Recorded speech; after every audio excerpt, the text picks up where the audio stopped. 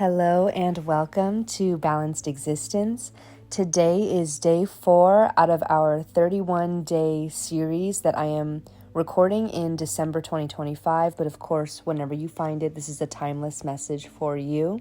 So if you're just joining us today, be sure to check out days 1 through 3 before. And let's dive right in. So as always, we're going to start with an oracle card and an astrology card and then move into the tarot. And these readings are all about recalibrating our energy, getting us back on track with our alignment to our highest timeline. So with the oracle card today, we have the healing card. Wow, that's beautiful. It says, "Bless all in need of healing, hope, and love. Spirit grants us strength and wisdom. Guide us to the path of wellness." And this is very fitting because yesterday we, on day 3, talked about the devil and the lovers and kind of healing old patterns, making choices that are going to get us out of those old timelines. So I think the healing card is coming up because already on day 4 of this series, you are ready to dive into the healing that you need. And then the astrology card we have today is Taurus. So this could resonate with you, sun, moon, or rising, or potentially your divine counterpart. But ultimately, Taurus is a very stable, grounded earth sign. So I'm going to read the passage from the card. But Spirit is already saying, as you are processing this reading and reflecting on the healing that needs to be done, to approach it in a grounded way. So the card says, "The stable energy of Earth combines with the fixed, determined quality and advises practical planning. Gather the facts, understand the data, figure out the next best step." The key phrase, "I have," means that the motivation is centered on resources and to best deploy them. In this situation, ask, what do I have and how can I best invest it? Make a plan and commit yourself to seeing it through. Determination is a great quality, but if taken to an extreme, it can lead to disaster. While you are being advised here to make and commit to a plan, be flexible enough to modify it if need be. Avoid stubbornness. Okay, so with that being said, let's dive into the tarot. So we have the King of Cups, the 10 of Swords, and the 8 of Swords. Interesting. Yeah, I mean, this is so fitting. There's healing to be done for sure. So with the King of Cups, this is all about a divine masculine energy that is in touch with their emotional world, holding your emotions and feelings with compassion rather than judgment.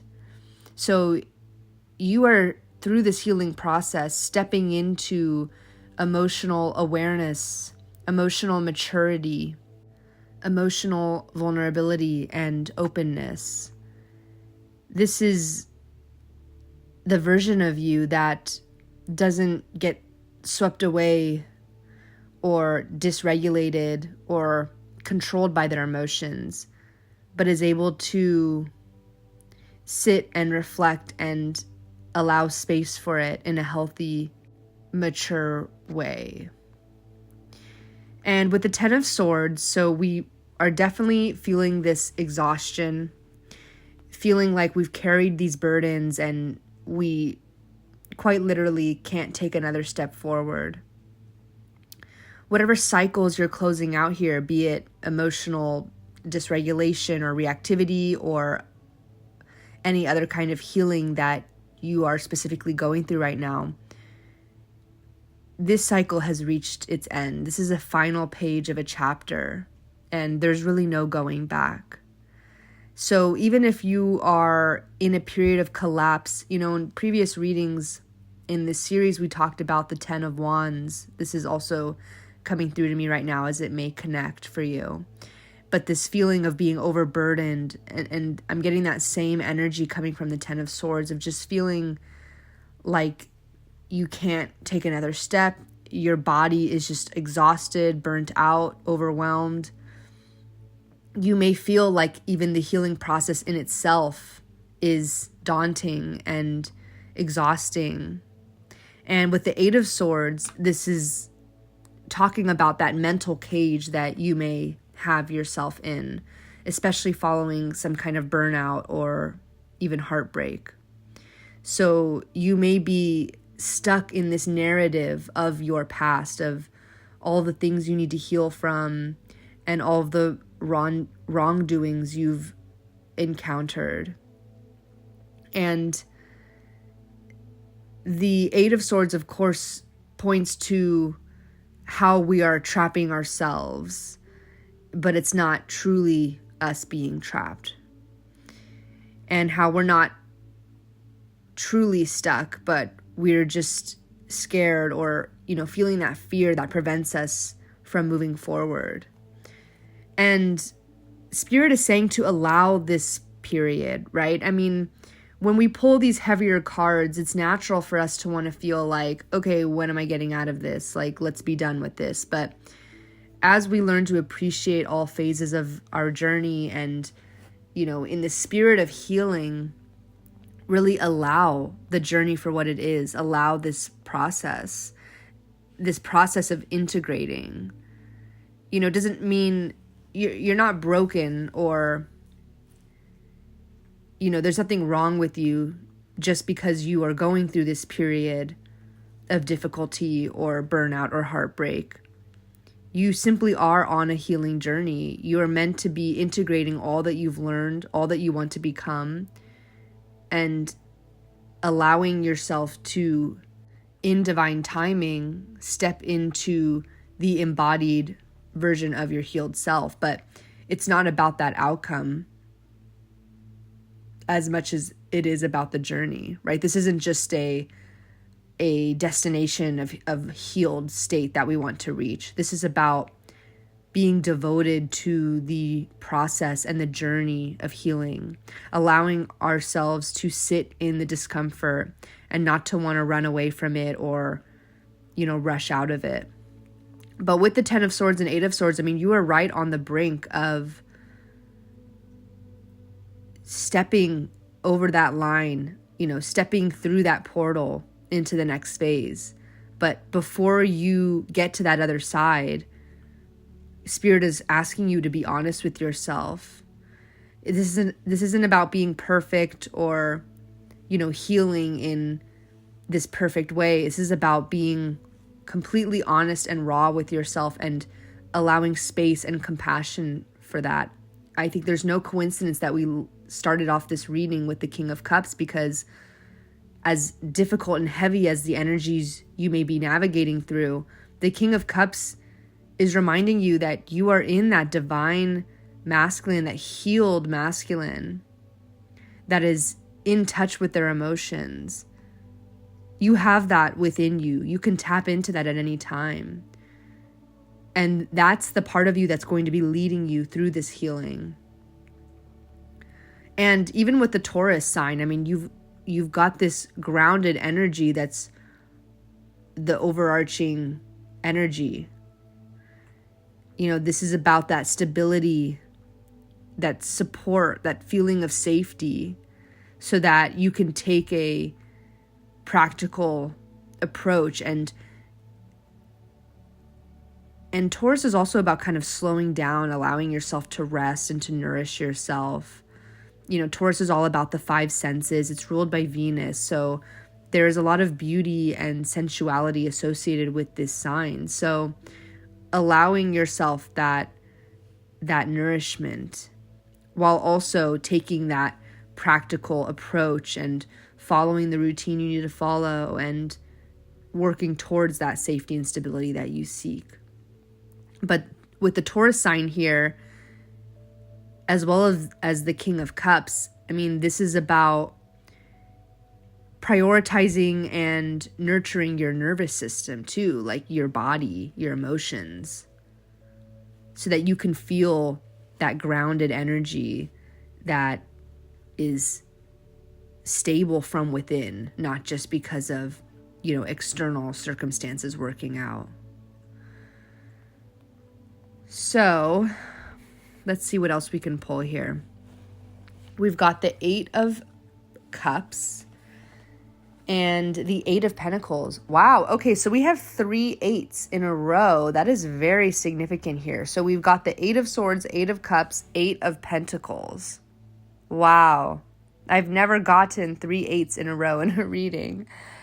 So we talked about the 8 of Swords and, remembering that you were able to free yourself from your own mental limitations and traps and the illusions of being stuck. And with the 8 of Cups, it's very on point with this healing journey with the 10 of Swords and 8 of Swords.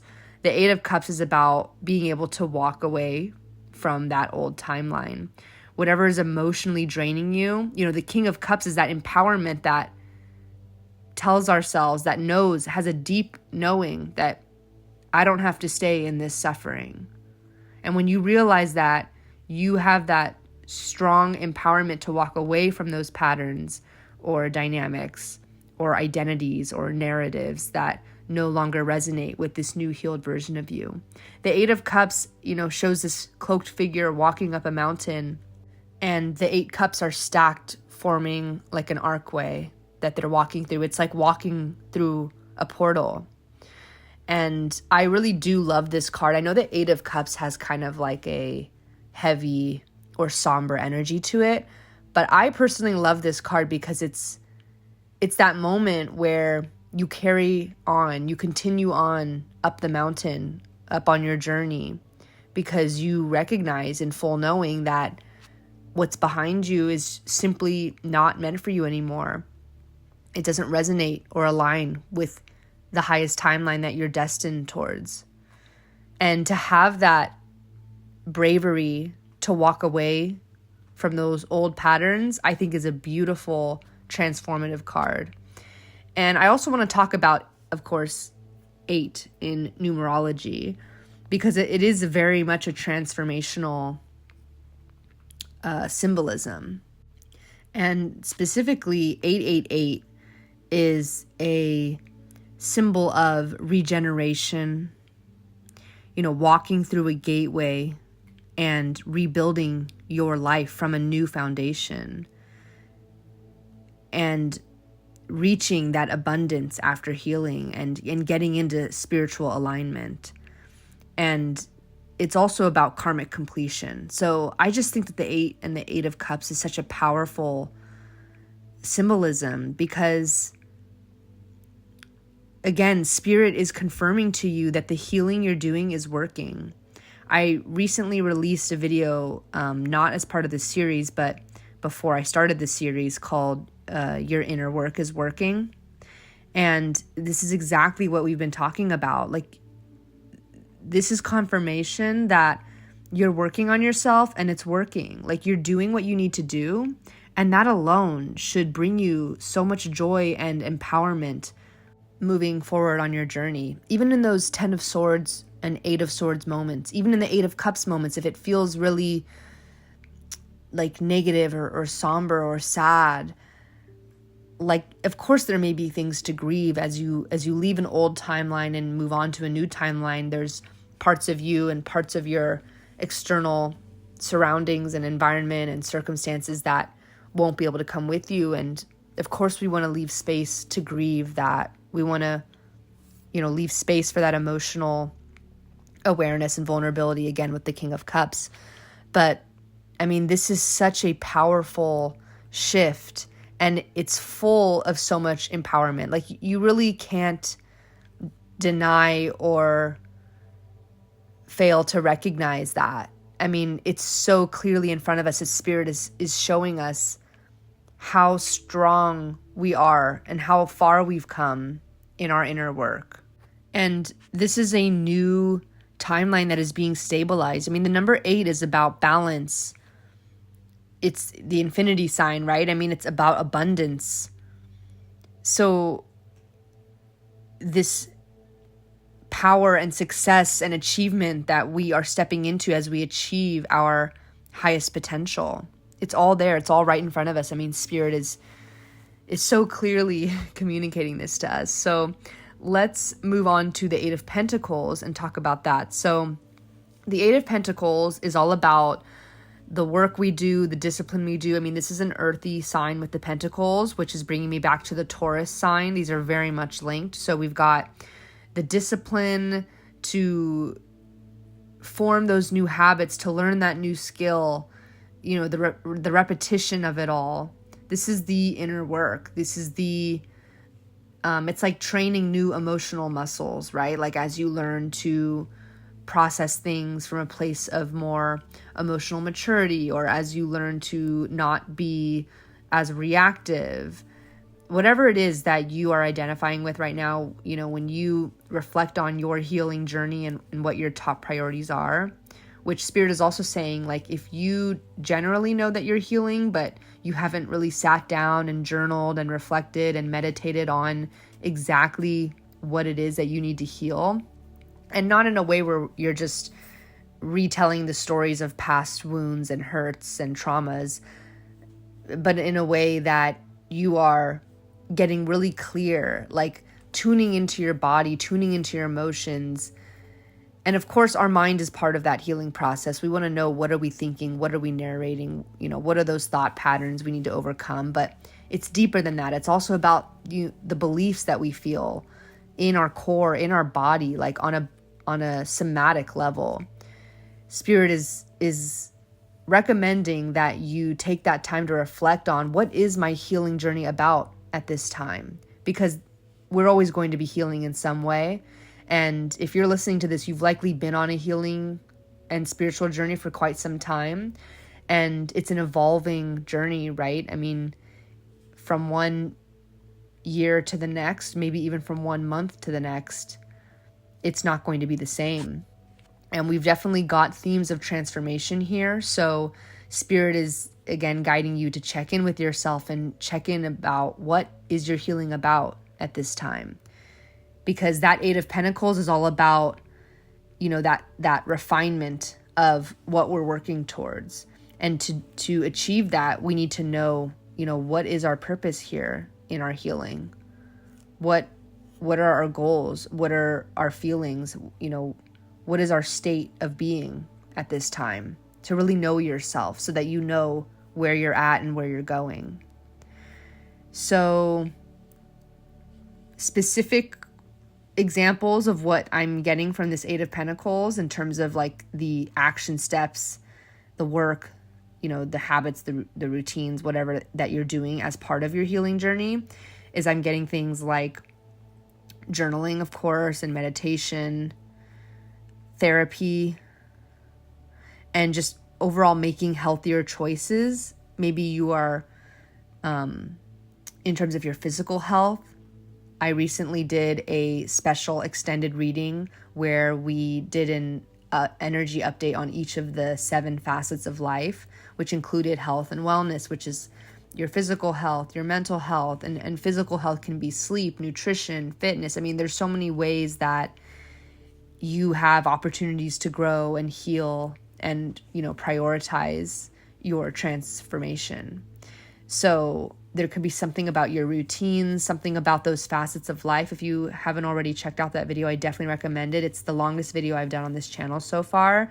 It's very in-depth, and it serves as a workshop for you to go through the facets of life and really take the time to reflect on where you're at, where you want to go, all while I'm pulling cards and giving energy updates for the collective. So I definitely recommend that, because with the Eight of Pentacles, it's just being reiterated that, you know, the choices you make, the routines you build for yourself. Maybe you need to be, you know, refining your routines or getting clear on what your priorities are, what you want to spend your time doing.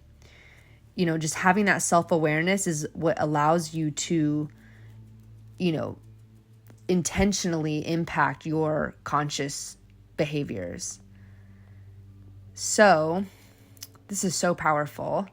I'm going to pull just a couple more cards just to see if there's anything else that wants to come through.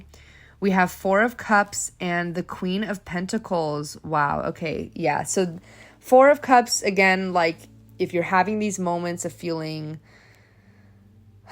disappointed or unsatisfied with your healing journey,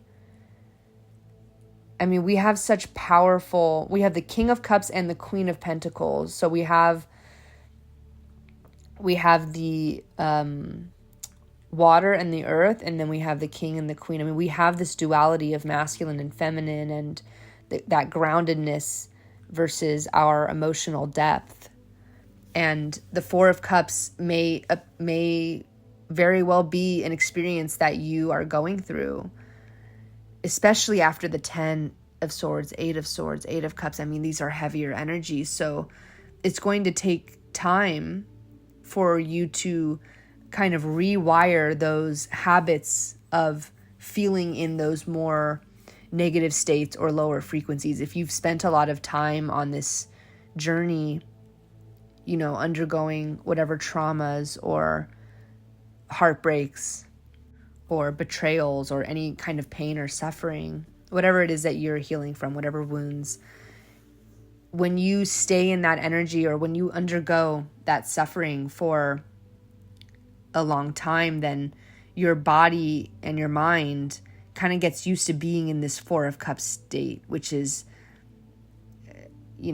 feeling like you've not done enough or that you aren't enough.